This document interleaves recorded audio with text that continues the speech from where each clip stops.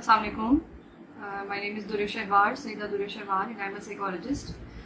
And I'm starting a series of mental health illness related discussions on Shopee Medical and Rehabilitation Complex to this platform.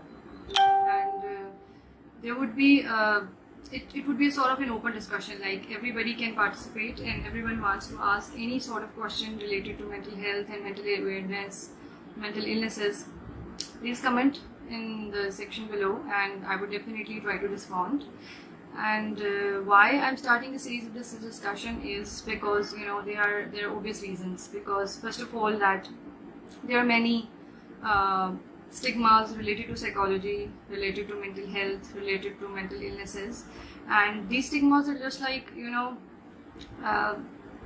they are like continuously hitting everyone, and they are not letting us to consider psychology or mental illness as an important thing. Unfortunately, it's quite unfortunate that people just don't bother much about these topics. They don't want to discuss these sort of topics, and one of the main reasons behind is that there is a very low literacy rate. There is very low literacy regarding mental health, and above all, if you just talk about Pakistani context, so definitely there is a very low literacy. People don't consider these kind of things to be treatable, they don't think that they should give proper attention to, at least. So these topics need to discuss much often, and that's why I started. And secondly, there are certain false and misinformation that is being passed on continuously on social media regarding mental illnesses.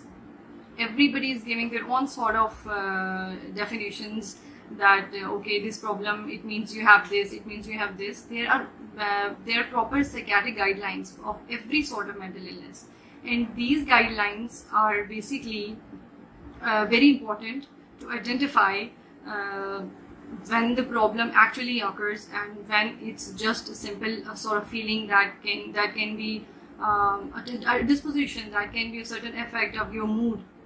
That's it is.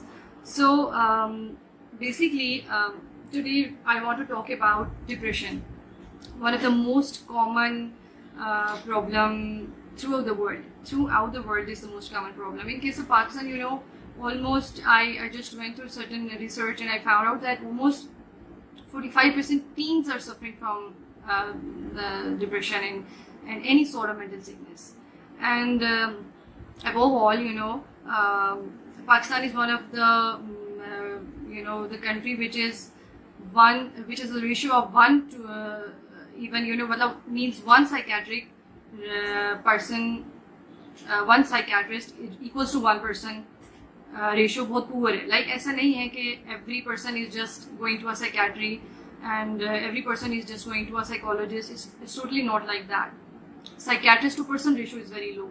So the statistics are always staggering in case of Pakistan, and properly diagnosed cases are very low. The patients are very mistreatable because they are continuously giving wrong diagnosis sometimes, and sometimes they are just don't identify what they're going through, because all the mental problems, they are not tangible, they are quite intangible, and they are just like the feelings sort of things, and that's why people don't identify them very quickly that they have certain problems, and they should seek help, and they should go to certain people to seek help, to ask for help. So that's why people go to a psychiatrist or a psychologist very late, when actually their problem has causing distress in their life, a lot of distress in their life. So just giving you an preamble of when we talk about depression, just take a moment and think that we people are just open to environment, right? Our senses are quite open to environment. Our eyes are continuously recording every sort of information like a camera. Our ears are continuously recording even transcripting every sound that we are taking in. Our body has intellectual memory, and it is continuously consuming every sort of information. So there is an influx of information, and it's a lot of information that's going inside. So at times, it's very obvious that at times that our brain doesn't comprehend all sort of information. That our mind has such a capability, it is so proficient that it sees all the information that is not relatable, that is unmeaningful, that is totally, thousands of stray information, thousands of complicated thoughts, and horrifying sort of thoughts. Okay? These our brain are continuously just sorting them, and only attending to that part of information that is directly related to our mental health, that is directly related to our lives, that are directly related to our meaningful life. So that's how our brain works. A healthy mind, how a healthy mind works. So this is the way. So healthy mind just doesn't cater those feelings that continuously repeatedly tell us that how our weaknesses, that how disgraceful and appalling we are, how meaningless our lives are. So our shadows. Our healthy mind doesn't just work like that, and it just resists any sort of that, any sort of information that is continuously pulling us, and that is towards the edges. So there are certain times that our brains and minds just can't work like that. They just attend to the other side of information. There's always a different dimension of life. If there are goods, there are bads. If there are adversities, there are everything. That's how life is. It's not like that there are no problems in life, or there any angelic or ideal life is present somewhere in the world. No, it's not that. Everybody has their own problems. So, and everybody has their own problems in a way that they are so big for them. If you put your foot in their shoes, you would see that everybody has their own problems, and they are very much huge for them. Though sometimes we see that, okay, fine, I have a bigger problem than them. Okay, mine have more issues than those. We always compare. There is always a comparison, a pool of comparisons. So normally, a healthy mind rarely focus on these pool of comparisons, and that throwing away by the people who are so successful in their life. And our mind tells us that they have their own trajectories of life, their groomings are different, they have their own capacity of life, right?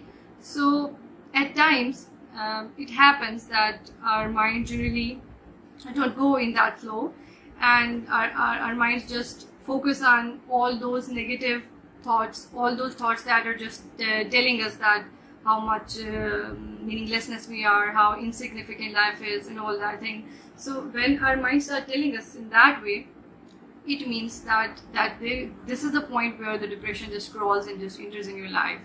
So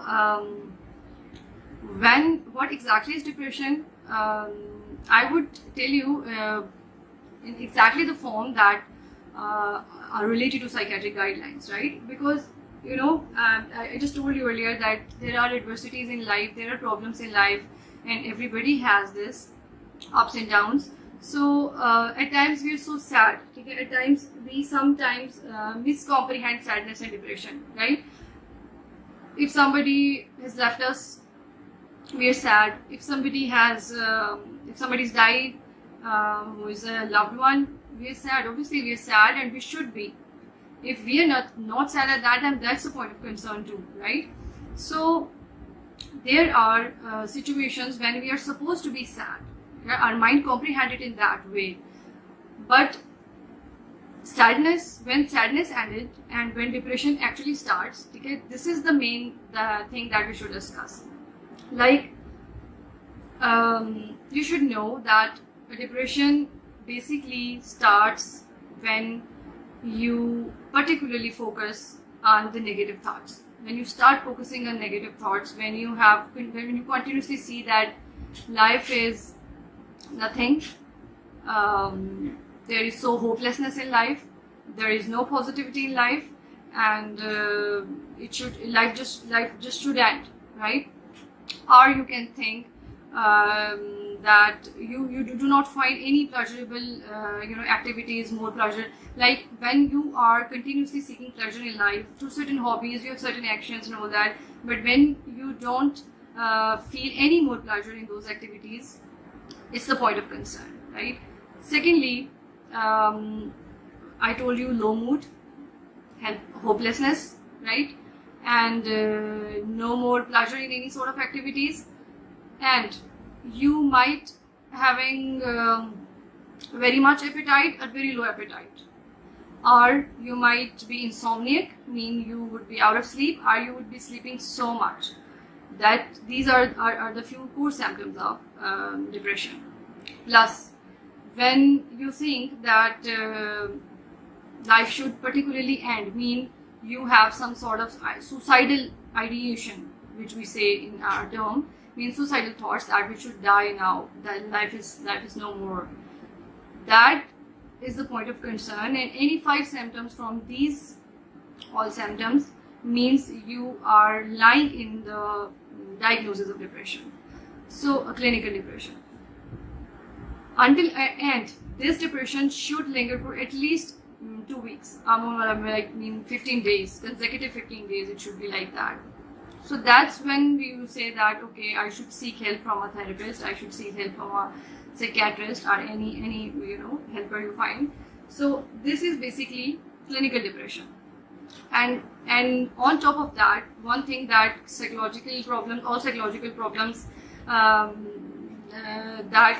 all the psychological problems clearly identify that when any problem start hindering in your life, it means your life, means your occupational life, your domestic life, personal life, any sort of life, any dimension of your life. If it is affecting, it means you are disturbed, means you should now seek for proper treatment. So this is basically clinical depression. Why it happens? This is the point of concern. Mostly people ask that why it happens, why depression happens, why not happens to anybody, because everyone has problems, everyone is facing all sort of problems, then why it happens to certain specific people? So I would say that basically the scientists have still not able to particularly identify the core cause of depression, but there is always a combination of genes and environment. And one more thing, that when you're more emotionally reactive to any sort of thing, when you're more emotionally reactive means you're more vulnerable to certain stressors. And when you are vulnerable to stressors, mean there are chances that you might be depressed, you might be stressed out, you might be any sort of mental illness, like you are vulnerable to any sort of mental illness. So the core causes are still not particularly identifiable, but stresses, of course, are the main things that can be easily traced out. This particular stress has caused you to move to a depression. This particular stress has caused you to this and that. Definitely, there are certain reasons. So the first thing is that you should identify. You should first identify that where are the stressors, why are these stressors, and simply you are not unable to find out the stressor is the main stressing thing, because you are unable to identify why is there a certain thing that is causing me such kind of depression. Yeah, I'm going through that. Losing a job is one of the reason. Losing a loved one is one of the reason. Are facing, depression can be, there's certain, I would clearly point out that there could be 1 or 2 or 3 dimensions. Like, it can be person oriented.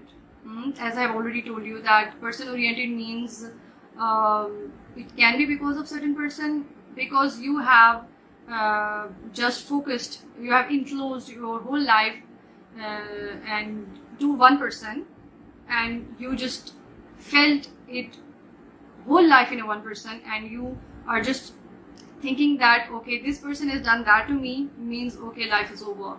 So that can be person oriented. If someone has humiliated you, if someone has disgraced you, anything like that, anything.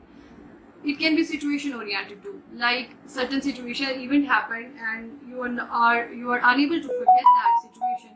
It means, and it continuously pondering you, it continuously hitting you in your mind that, oh, that thing has happened and you are disgraced, and like that, or any kind of feeling, then of course it would be one of the reasons. It can be situation oriented, or it can be, you can say that you won't find any reason and it just pops up out of the blue, and you're just unable to figure out and that why is it happening to me, or my life is completely normal, I have no problems, then why is it?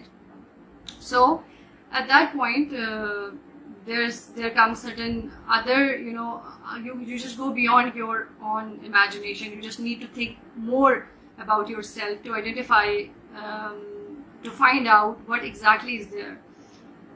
So basically, if you find out what depression is, and if you also identify that what is causing you to be depressed, what is there exactly, then there are chances that you would be cure more, because identifying one thing is the main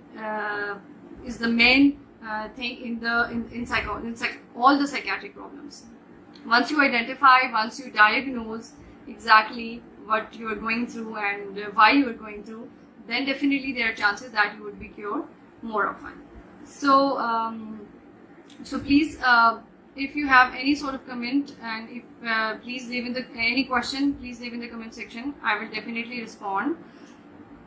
Okay, so once so when we talk about its treatment, like what we should do ourselves, at least if you're not going anywhere, and what we can do on our own end to cure ourselves, to manage ourselves, to manage our depression, and how much we can manage, when it's the right time to seek for help.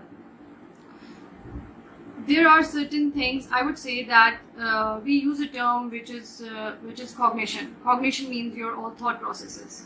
So there are certain cognitions that went wrong, that went in the other side of the life. Because as I told you that there are always two sides of life. There is always two dimensions of life. There is a positive side and a negative side. There is a hopelessness and there is hope. There is adversity, but there are blessings at the same time. So when people just focus on all the negative thoughts, when you focus on just that life is nothing and all the negative and adversities in the life, then definitely your mind won't think straight.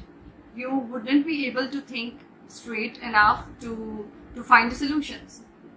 And at that time, you need to definitely go to a person, a third person who can understand your situation and who can tell you that you are going through a certain problem and what exactly you are going through.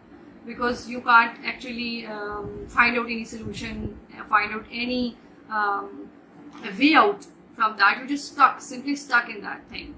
See that when you are doing certain mathematical problem, solving any mathematical statistical enigma, and you're just stuck, and you go to your supervisor and says that I'm just stuck, tell me how to handle it. So same is the thing with the life, that when you're stuck in your life, when you got stuck in your life and you do not find any way out to just come out of that pitch dark part of your life, then at that time you should definitely run out and you should definitely seek out the help of someone who is trained to do that, who wants to listen you. You know, sometimes there are simply listening you is it helps. Only listening helps you, and some people just needs only that somebody can listen to what you're going through, and it works. It works as like a magic, and the people just feel so good. And in the case of depression, mostly depression are treated by counseling, and we just talk with patients, we just talk with the people, and they tell their own story, and we listen to them, and they feel so relieved. It feels like their catharsis have been done, and they feel so good. So only listening helps a lot. So beyond that, or not only listening, but beyond that, we treat with a therapy, which is cognitive behavior therapy, we say CBT, and basically it deals with your cognitions, and we just want to figure out all your cognitions, and we just alter it. We just alter it to show you the other way around of life, that there are positivity. Yeah, there is no ending of life. The ending of life is not the solution to any problem. There are always, just believe on two main things, that there are adversities exist in life, and everyone in the life has some sort of problem. Everyone is going through certain sort of problems, and you can't even imagine. And second thing, that every problem has a solution. It's not like that the one door is closed and the others won't open. One door is closed and others would open. One, you lost a job, okay, there must be 100 other jobs waiting for you. And it's just not saying, it's true that you just seek whatever you seek in life, it will come to you. It will come to you naturally, like a magnet. So it's not like you're losing certain thing and you can't find any replacement in life. There are replacements. So in the case of like a majority, nowadays, the teens come with a problem of depression. They are depressed. I wonder why they are depressed. In fact, they are much more blessed that they have every sort of thing in the life which we fantasized a decade ago, which the people like who 1 or 2 decades ago, they just fantasized about those things that they have right now. They're enjoying, they have incentives, all that pleasure, but still they're depressed. So teens have their own sort of problems of depression. Definitely we should talk about them too, and it's another whole sort of discussion area. And definitely you can even suggest anything you want to talk about, discuss about the teens problems or anything like that, younger problems. And we should just, regarding teen, we should just know that the kids of nowadays are not the kids of a decade ago or 1 or 2 or 3 decades ago. So they have their own problems and they are genuine. It's not like that they are not genuine, but they are genuine problems. They have problems. So why is the teen nowadays so much into the depression? It's because it just doesn't have a simple answer. Like, I won't say that it's just because of one thing, okay, it's just because of the other thing. No, it is the whole, you can say it's a whole phenomena. It's a whole shift of phenomena that was not a decade ago, but now it is. And the change of time, the change of thinking, it has all just engulfed the teens. Materialism, you can say materialism in one hand, you can say that they are the physically inactive, and just being only being physically inactive is playing a role, quite a role in increasing depression in teens. There are many researches even who can explain these things.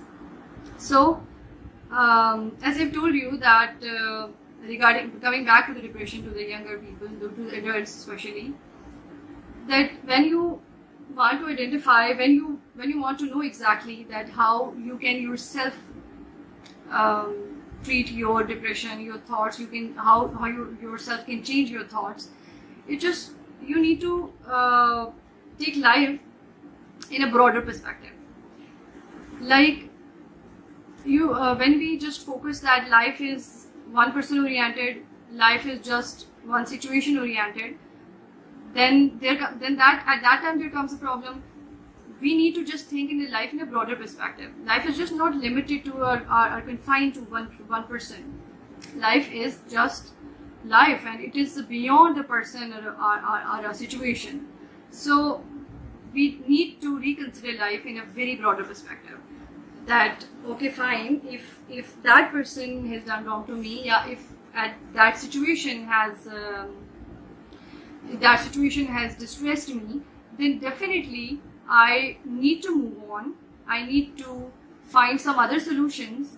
I need to find some alternative, either to that person or either to that situation or anything that we can do on our own capacity. See, human mind is has immense power. Immense power means immense power. It has a capacity which is limitless. You know, we have done marvels in life. We humans have done marvels in life, and our mind has this much power that we can't even imagine. It's beyond our imagination. Then how is it possible that we are not able to change our thought processes only? We are not able to change our thought patterns only. How is it not possible? Okay, we can do. It's just because we need to first focus on what we want to do. If you are determined, if you're willing to change in life, then the world is yours. But if you don't, if you know, I would add here that depression has certain pleasurable feeling. You know, depression is quite pleasurable.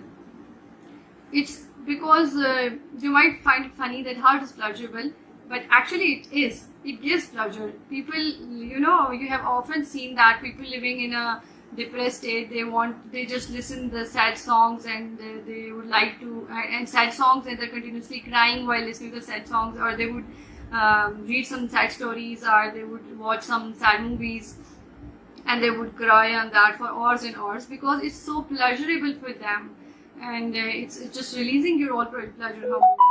So that's why we just don't just jump out of the depression easily, because we are quite and on top of that, we're seeking attention as well. You know, human has a tendency that we actually almost always want attention from people around, and we seek attention. We try our best to seek attention.